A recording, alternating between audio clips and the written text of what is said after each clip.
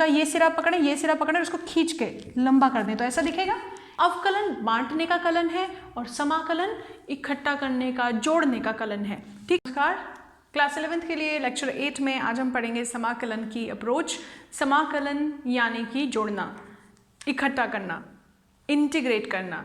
ठीक है, किसको इंटीग्रेट करना?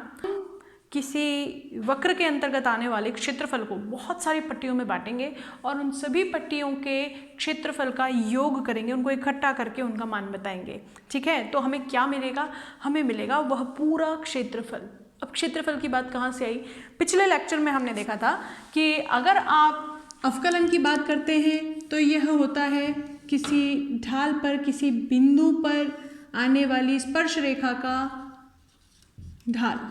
ठीक है, फिर हमने ये भी देखा था कि अगर हम कोई भौतिक राशि का इस प्रकार से वेग का समय के सापेक्ष चेंज लें और वहाँ पर हमारे पास एक ग्राफ ऐसा बन रहा हो तो इसके अंदर का जो क्षेत्रफल है, चूँकि उसमें ऊंचाई के रूप में वेग मिल रहा है, आधार के रूप में समय मिल रहा है, इसलिए वेग और समय के मल्टीप्लाई होने पर आपको जो राशि मिलती है वह मिलती है विस्थापन की विमा वाली, और आप कहते हैं कि भाई ये हमारा विस्थापन है। ठीक है, यहाँ पर समस्या कुछ नहीं थी क्योंकि जो आपके पास आकृति थी वह एक रेगुलर ज्योमेट्रिक आकृति थी। रेगुलर मतलब एक ऐसी ज्यामितीय आकृति जिसको आप बहुत अच्छे से जानते हैं, जिसके लिए एक सूत्र निर्धारित है, वह हमेशा उसी सूत्र के माध्यम से उसका क्षेत्रफल या उसका आयतन वगैरह निकाला जाता है। ठीक है, लेकिन समस्या क्या आई? समस्या यहाँ पर समाकलन को परिभाषित करने के लिए जो हमारे सामने पड़ी वो ये थी कि मान लीजिए हमारे पास एक बल लग रहा है। बल किसका फलन है? विस्थापन का फलन है। विस्थापन के अक्ष के सापेक्ष जब हमने बल को देखा तो इस प्रकार से वह बदल रहा था। अब हमने कहा कि बल गुणा विस्थापन क्या होता है? अगर आप देखें तो Fx क्या होता है? कार्य के बराबर होता है। अब ये कार्य हम निकाल तो लेते अगर ये क्षेत्रफल कैसा होता, कोई ऐसी आकृति होती जिसे हम पहले से जानते हैं। ठीक है, लेकिन ऐसा नहीं हुआ तो हमने कहा कि यहाँ पर अब हमें समाकलन की आवश्यकता है। अब समाकलन कैसे परिभाषित किया जाता है ध्यान देंगे। हम इस वक्र के अंतर्गत जो क्षेत्रफल है उसको बहुत सारी आयताकार पट्टियों में बांट लेते हैं। ठीक है ना, आयताकार पट्टी, पट्टी का मतलब कि इसकी लंबाई बहुत ज़्यादा है, इस आयत की चौड़ाई कम है तुलना में। ठीक है ना, जैसे पत्थर की पट्टियाँ होती हैं जो घर बनाते हैं, जब आपने देखी होंगी। फिर अगर आपके बांधने वाली, चोट पे बांधने वाली पट्टी होती है उसको पट्टी इसलिए बोलते हैं क्योंकि उसका आकार कैसा है? एक लंबे आयत के जैसा उसका आकार है। ठीक है, तो हम क्या करते हैं, इस क्षेत्रफल को हम बहुत सारी पट्टियों में बांट लेते हैं। मान लीजिए यहाँ x का मान a हो और यहाँ x का मान b हो, तो हम a से b तक की जो ये दूरी है, इस दूरी को हम n पट्टियों में बांट लेते हैं। ये पहली पट्टी, ये दूसरी, तीसरी, चौथी, पांचवी, ऐसे ही यह iv पट्टी और ये nv पट्टी लास्ट वाली। ठीक है, अगर हम कहें कि ये पहली पट्टी कहाँ से लेकर कहाँ तक है तो x0 से x1 तक है, ऐसे ही ये दूसरी x1 से x2 तक, xi-1 से xi तक है, और nv पट्टी xn-1 से xn तक है, जहाँ पर xn का मान कितना है? b, और x0 का मान कितना है? a। हमारे सामने समस्या थी कि परिवर्तनशील एक अनियमित आकृति का हम क्षेत्रफल कैसे निकालें, क्योंकि क्षेत्रफल हमें दो भौतिक राशियों के वक्र के अंतर्गत आने वाला क्षेत्रफल हमें एक दूसरी राशि दे रहा है। तो हम कार्य को कैसे परिभाषित करें जबकि बल कैसा हो? बल अनियमित हो। हम विस्थापन को कैसे परिभाषित करें जब वेग कैसा हो? नियमित नहीं हो करके कैसा हो? अनियमित आकृति का हो। सही है, तो यहाँ पर समाकलन की अप्रोच आती है और समाकलन को कैसे हम यहाँ इस पट्टियों को काटने से कैसे हम समाकलन की तरफ जा रहे हैं हम जरा देखेंगे। मान लीजिए अगर हम यहाँ पे कहें कि IV पट्टी के बारे में विचार करते हैं, हम क्या करते हैं? IV पट्टी के क्षेत्रफल को निकालते हैं।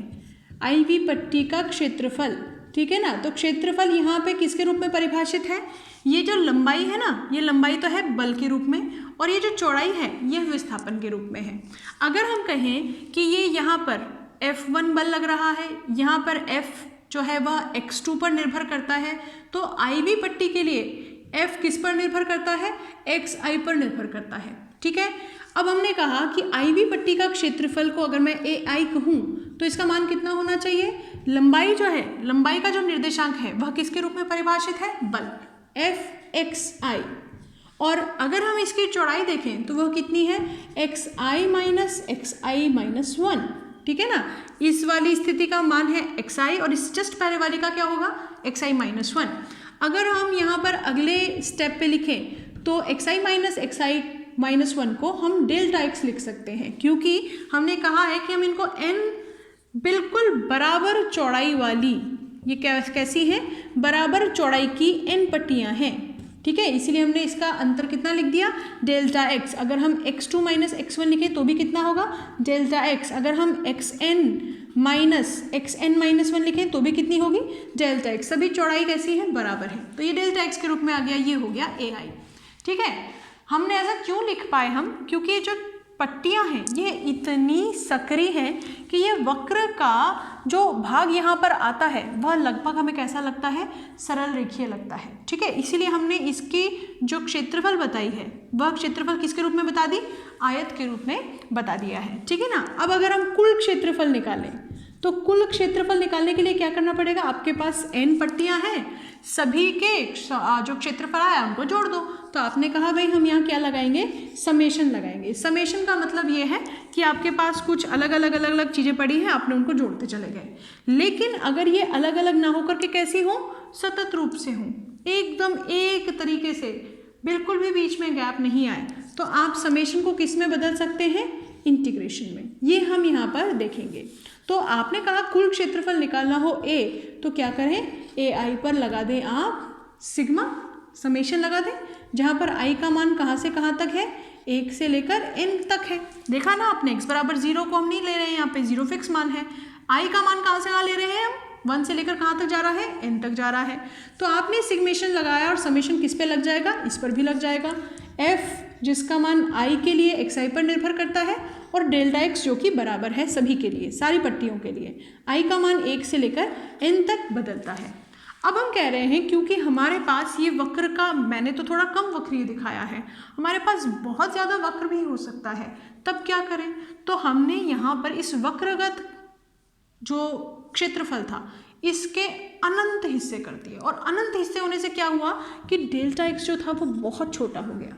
जब डेल्टा x बहुत छोटा हो गया तो हम उसको dx में बदल देंगे और इस dx का मान हमारे लिए फ़ायदा ये करेगा कि बल जो होगा उस बल को आप क्या कह सकेंगे कि वो बहुत बिल्कुल उसका जो वक्र है कैसा हो गया, सरल रेखीय।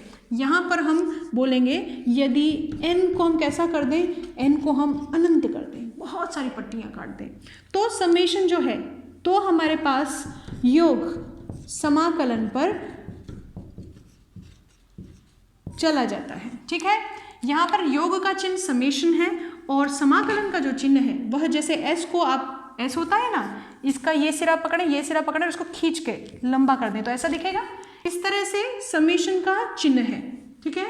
ये समेशन का चिन्ह हमें जैसा ही लगा तो ये fx विस्थापन का प्रतीक चिन्ह है यहाँ पे, क्योंकि हमने n अनंत कर दी है इसलिए डेल्टा x dx में बदल जाएगा। और x का मान हमने क्या कहा था, a से लेकर b तक बदल रहा है, तो आप समाकलन कहाँ से कहाँ लगाएंगे, a से b तक लगाएंगे। और इस प्रकार से आपको जो यहाँ पर क्षेत्रफल मिलेगा जो कि कार्य के रूप में परिभाषित है, उसके लिए आपको समाकलन इस प्रकार से मिल जाएगा, ठीक है। जब समाकलन सीमा में किया जाता है, ये सीमा दिख रही है ना आपको, a से लेकर b तक, x की सीमा है, x कहाँ से कहाँ तक बदलता है, a से लेकर b तक बदलता है, तब इसको कहते हैं हम निश्चित समाकलन। क्या कहते हैं, निश्चित समाकलन। लेकिन अगर हमारे पास सीमाएं नहीं हो, हमारे पास समाकलन कैसे प्रदर्शित किया गया हो, मान लीजिए i बराबर gx dx है ना, समाकलन की कोई सीमा नहीं है, तो हम इसको क्या बोलते हैं, अनिश्चित समाकलन, ठीक है। दोनों में अंतर कोई नहीं है, देखा जाए तो सूत्र आपको सेम लगाने हैं, बस ये है कि अनिश्चित समाकलन को समाकलन करने के बाद उसमें कांस्टेंट लगाया जाता है, जबकि इस कांस्टेंट की आवश्यकता हमें निश्चित समाकलन में नहीं पड़ती है। तो ये हमारे पास समाकलन का कॉन्सेप्ट था। अब समाकलन और अवकलन दोनों ही कलन गणित में आते हैं, तो इन दोनों में कोई रिलेशन भी होगा। समाकलन जो है वो अवकलन के सामान्य भाषा में हम ऐसा कहते हैं कि समाकलन जो है वो अवकलन का कैसा होता है, उल्टा होता है, व्युत्क्रम होता है। ठीक है, रीज़न क्या है, देखिए एग्जैक्टली नहीं होता है, टेक्निकली ऐसा नहीं है, लेकिन हमें सामान्य हमारा अनुभव ऐसा है कि समाकलन और अवकलन एक दूसरे के क्या है, विपरीत हैं। कारण भी आप देख सकते हैं, समझ सकते हैं। समाकलन के लिए आपने क्या किया, आपने जो बहुत अनंत भाग थे उन सबको जोड़ दिया, ठीक है।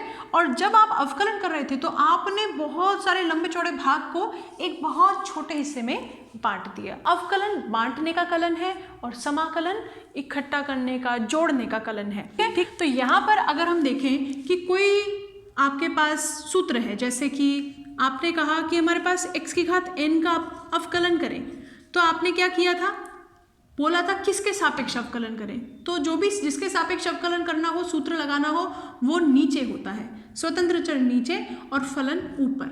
अगर हम इसका अवकलन करते थे तो कितना मिलता था, आप पावर मल्टीप्लाई करेंगे बाहर और घात 1 से कम हो जाती थी। लेकिन अगर हम इसी सूत्र का समाकलन करें, अगर हम xn का समाकलन करें तो किसके सापेक्ष करना है, पहले वो नीचे आता था ना, अब वो ऊपर आएगा। तो ये हो गया हमारे पास अवकलन का सूत्र, ठीक है ना, और ये हो गया हमारे पास समाकलन का सूत्र। आप देख पाएंगे अनिश्चित समाकलन ले रहे हैं यहाँ पे। जब इसका आप समाकलन करेंगे तो इसकी घात में क्या हो जाएगा, 1 की वृद्धि हो जाएगी, और जो भी आपके पास घात बढ़कर के आएगी वह बटे में यहाँ लिखी जाएगी। बिल्कुल उल्टा, जैसे आप वहाँ पे करते थे, पहले वाली घात को मल्टीप्लाई करते थे और बची हुई घात कैसी होती थी, 1 से कम।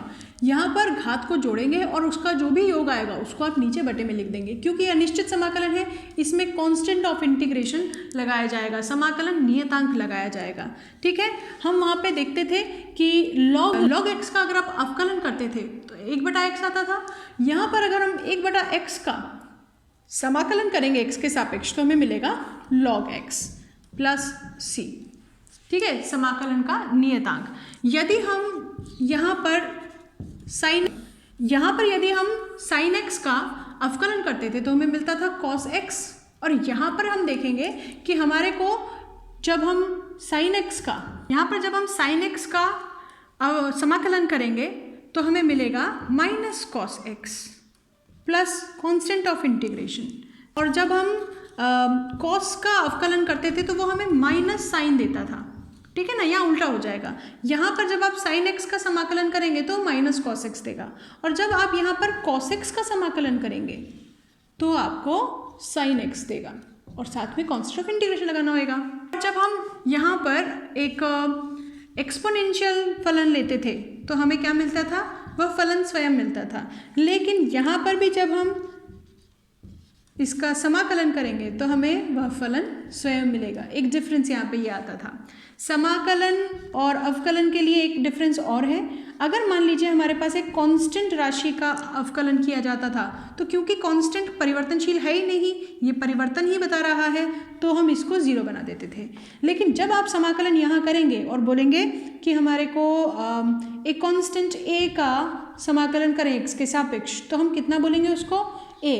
यहाँ पर देखिए x की घात कितना मान सकते हैं, 0, क्योंकि x है ही नहीं ना, यहाँ पर सिर्फ a है, तो a के मल्टीप्लाई में 1 मान सकते हैं, और 1 किसी भी नंबर चर की घात 0 से बताया जा सकता है। तो यहाँ पे आप a को तो निकाल देंगे बाहर, समाकलन किसका करेंगे, x की घात 0 का। और जब आप देखते हैं कि आपको क्या करना होता है, घात बढ़ानी होती है, 0 + 1 कर देनी है। अब यहाँ पर बटे में 1 लिखेंगे, कोई मतलब नहीं, कितना हो गया, ax हो गया। तुलना करते हमने पाया कि यहाँ समाकलन करेंगे, यहाँ अवकलन करेंगे, कांस्टेंट का 0 मिलेगा। लेकिन यहाँ जब समाकलन करेंगे तो क्या मिलेगा, कांस्टेंट के साथ में एक चर आ जाएगा प्लस कांस्टेंट ऑफ इंटीग्रेशन। तो इस तरह से हम पाते हैं कि सामान्य अनुभव में अवकलन समाकलन एक दूसरे के व्युत्क्रम के रूप में देखे जाते हैं। सूत्र भी हमें इसी प्रकार से मिलता है कि हमें लगता है कि एक दूसरे के व्युत्क्रम है। अब समाकलन हमने पढ़ा तो इसका कुछ यूज़ हो जाए। हम जो हमारा ओरिजिनल टॉपिक था आज, शुद्ध गति की समीकरण हम कलन विधि के द्वारा निकालेंगे। ठीक है, तो हो जाइए तैयार। एक छोटा सा आर्टिकल जो वैसे बहुत ज़्यादा इंपॉर्टेंट था, लेकिन इस बार जो सिलेबस रिवाइज हुआ है उसमें उसे कैसे दिखाया गया है कि गति की समीकरण और ब्रैकेट में लिखा गया है ग्राफीय विधि। तो बहुत इंपॉर्टेंट आपका ग्राफीय विधि हो जाता है। इनको साथ ही में रख लेते हैं, आप देखते रहिए, इनको लिखते भी रहिए। देखिए, पहली समीकरण निकालते हैं, पहली समीकरण निकालने के लिए देखिए अब हमें ग्राफ की आवश्यकता नहीं है, हमें सिर्फ हमारी कुछ राशियाँ याद होनी चाहिए, ठीक है। तो हम सबसे पहले अपना लेते हैं कि हमारे पास है ए का मान। ए क्या है? त्वरण। त्वरण ए कैसे परिभाषित किया गया है? तात्क्षणिक त्वरण हमने कल परिभाषित किया था, कितना होता है? dv बटा dt, ठीक है। अगर हम इस dv बटे dt में dt को इधर भेज दें, है ना, ए के पास भेज दें, तो a dt को क्या लिख सकते हैं? dv, ठीक है ना। अगर समय t बराबर 0 से t बराबर t सेकेंड तक वेग u से v हो जाता हो, ठीक है, तो उचित सीमा में समाकलन करने पर, उचित सीमा में समाकलन करने पर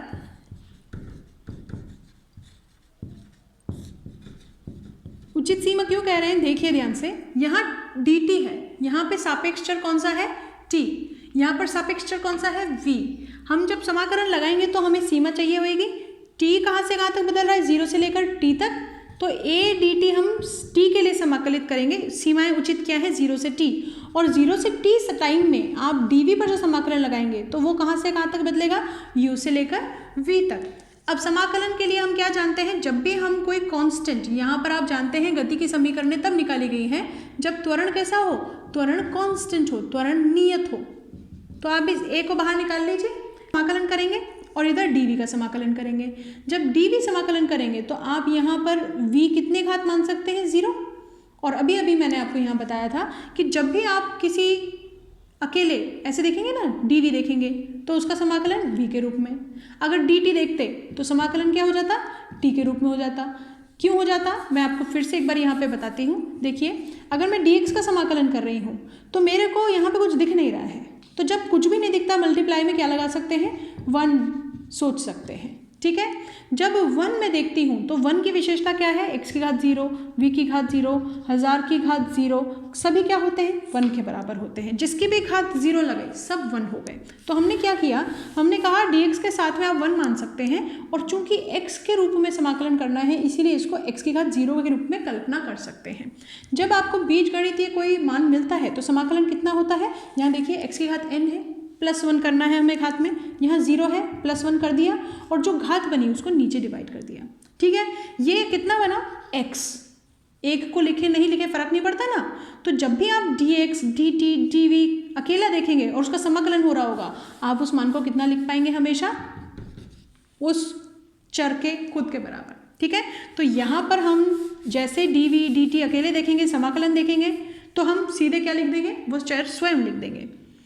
ये आपके पास dv का समाकलन था, उचित सीमा u से v, और जैसे ही हमने समाकलन किया तो a कांस्टेंट है बाहर आ गया, dt का समाकलन पर रह गया मान, और यहाँ पर dv के समाकलन पर रह गया मान, ठीक है ना। समाकलन करें, dt का समाकलन खुद t, और इसकी सीमा कैसी? 0 से लेकर t तक। यहाँ पर v का समाकलन खुद v, और सीमा कैसी? u से v तक। अब सीमाओं का क्या करते हैं?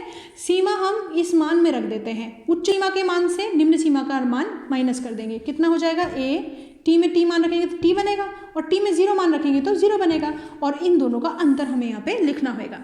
यहाँ पर आप देखिए v का मान कितना? v के मान में आप उच्च सीमा v रखिए और फिर निम्न सीमा u रखिए, और साथ में इन दोनों का अंतर दिखा दीजिए। ये आपके पास कितना आ गया? at बराबर v माइनस u। ये आपको ध्यान होगा, प्रथम समीकरण है हमारी, v बराबर, माइनस को इधर भेज दीजिए, u को, प्लस हो जाएगा प्लस at। क्या है ये? प्रथम समीकरण। अब हम द्वितीय समीकरण निकालते हैं।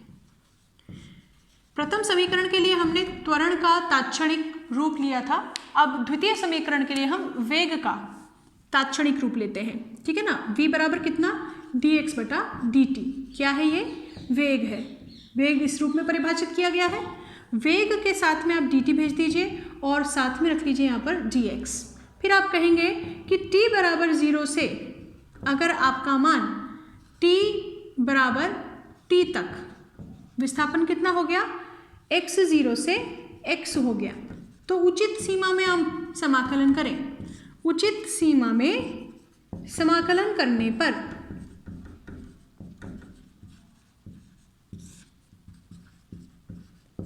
करें उचित सीमा में समाकलन। तो देखिए v का मान हम लिख सकते हैं पहली समीकरण से u प्लस ए टी, ठीक है, और डी टी यहाँ पे समाकलन में है ही सही। ये समाकलन उचित सीमा कितनी, 0 से लेकर t तक, और यहाँ पर आपके पास dx है, dx का समाकलन करेंगे उचित सीमा कितनी, x बराबर x 0 से लेकर x तक, सही है। अब आप देखिए u कांस्टेंट है क्योंकि आरंभिक मान है वेग का, a कांस्टेंट है क्योंकि गति की समीकरण हम नियत त्वरण के लिए निकाल रहे हैं। हमारे पास दो पद हो गए, समाकलन क्या होगा, दोनों को बांट देंगे हम, समाकलन का चिन्ह हम दोनों को देंगे, लेकिन चूंकि दोनों में ही समाकलन समय के सापेक्ष हो रहा है, सीमाएं वही रहेंगी। यहां पर आप देख रहे हैं dx है, dx का समाकलन आप देख पाएंगे कितना हो जाएगा, x स्वयं हो जाएगा, ठीक है। तो आपने यहां देखा u कांस्टेंट, dt का समाकलन कितना t, और dt का समाकलन t होते ही सीमा लगाएंगे 0 से t। यहाँ पर a बाहर, t dt का समाकलन किसका, t dt। अब t का ऑलरेडी कितनी घात है, पहले यहाँ पे तो 0 थी t की घात, यहाँ पर 1 है, समाकलन करके आप क्या लगाएंगे, इसको स्क्वायर लगाएंगे, बटे में 2 लिखेंगे। यहाँ x का समाकलन x स्वयं, सीमाएं x 0 से x, सही है। अब यहाँ देखिए ये मान हम लिखते हैं, हमें हम सीमाएं रख के मान रखेंगे तो t माइनस 0 बनेगा, ठीक है। दूसरा पद देखिए, समाकलन हुआ t का समाकलन, देखिए यहाँ पर t dt समाकलन कितना, t की घात 1 में 1 जोड़ दीजिए और बटे में पूरी घात कितनी, टोटल 2, t स्क्वायर बटे 2। ये समाकलन हम यहाँ पे लगाएंगे और लिखेंगे a t स्क्वायर बटे 2, सीमाएं कितनी 0 से t बराबर, यहाँ पे देखिए आप x का समाकलन हम कर चुके थे, विस्थापन हो गया x माइनस x 0, कैसे, x में पहले मान रखा x और फिर x 0 और दोनों का अंतर यहाँ पे बता दिया, ये हो गया ut।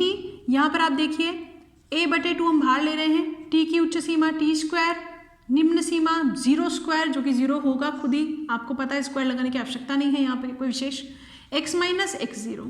देखिए आपने विस्थापन देखा x माइनस x 0 किसके बराबर आ गया, ut plus half A T square, जो अपने आप में क्या है, द्वितीय समीकरण है, ठीक है ना। यहाँ पर हमने v का मान u प्लस ए टी कहाँ से लिया था, इक्वेशन 1 से। इक्वेशन 1 कहाँ है, ये रही इक्वेशन 1, ठीक है। ये हमारी इक्वेशन 2 आ गई है, जो कि गति की द्वितीय समीकरण भी है। अब अगर हम गति की तृतीय समीकरण निकालना चाहें, ठीक है ना, थर्ड समीकरण, तो कैसे निकालें भाई। थर्ड समीकरण के लिए हम a और v का आपस में संबंध बताते हैं, ना होता है dv बटा dt, हमने पहला भी इसी से निकाला था, लेकिन यहाँ पे हम क्या करते हैं, dx से गुणा और dx से भाग दे देते हैं। हमारे पास ये बनता है dv बटा dx गुणा dx बटा dt, लिख सकते हैं ना, ऐसा कोई दिक्कत नहीं है। dv बटा dx को तो हम ऐसे ही रख लेते हैं, ये समाकलन के लिए काम आएगा। dx बटा dt को हम देखते हैं तो वेग बन गया, होता है ना विस्थापन का समय अंतराल के साथ में जो आप तो अवकलन लेंगे वेग बनेगा। a इज इक्वल टू कितना हो गया, v dv, और dx को मैं इधर भेज रही हूँ a के पास, तो कितना हो जाएगा a dx, ठीक है। अगर x बराबर x 0 से x जाने में वेग कितना हो गया, u आरंभिक वेग से v तक बदल गया, तो समाकलन लगाएंगे a dx पर मान कितना, x 0 से x, और यहाँ पर वेग पर आप मान लगा पाएंगे उच्च सीमा v तक। अगर हम LHS पर ध्यान दें, x के सापेक्ष में समाकलन करना है, तो x का समाकलन आप देखेंगे, dx का समाकलन क्या हो जाएगा, स्वयं में x हो जाएगा, ठीक है। उच्च सीमा कितनी, x 0 से x तक। अगर आप RHS को देखें तो RHS का अगर हम यहाँ पे समाकलन करें तो v के पदों में करना है, v की घात कितनी, 1 से घात बढ़ाई, बटे में कुल घात लिखी और सीमा लगा दी u से v। तो यहाँ पर आप देख पाएंगे आपको v स्क्वायर बटे 2 मान मिला है और सीमाएं हैं u से v, और आप देख पाएंगे यहाँ पर सीमा रखने पर उच्च सीमा x, निम्न सीमा रखने पर मान x 0, अंतर 1/2 बाहर ले लिया, उच्च सीमा रखी, v स्क्वायर मान मिला, निम्न सीमा रखी, u स्क्वायर मान मिला, और इनका अंतर 2ax माइनस x 0 यहाँ पे आपको मिला v square minus u square के बराबर, जहाँ v अंतिम वेग, u आरंभिक वेग, x माइनस x 0 विस्थापन है। ये आपकी तृतीय समीकरण है। यदि आप x 0 का मान 0 ले लें और x का मान आप x ले लें, तो आपके पास जो समीकरण है इस प्रकार से मिलेगी आपको। ये आपकी गति की तृतीय समीकरण है। कुछ लोग इसको सुंदर दिखने के लिए, हमको ऐसी आदत है देखने के लिए, इसलिए इसको ऐसा भी लिख देते हैं, कोई दिक्कत नहीं है, ठीक है ना। अब एस विस्थापन भी बता देते हैं, हम एस भी ले सकते हैं, एक्स भी ले सकते हैं। तो ये आपकी गति की तृतीय समीकरण है, ठीक है। तो ये था कलन विधि के द्वारा तीनों गति के समीकरणों को व्युत्पन्न करने का टॉपिक। उम्मीद है आपको समझ में आएगा। बने रहिए हमारे साथ। Thank you.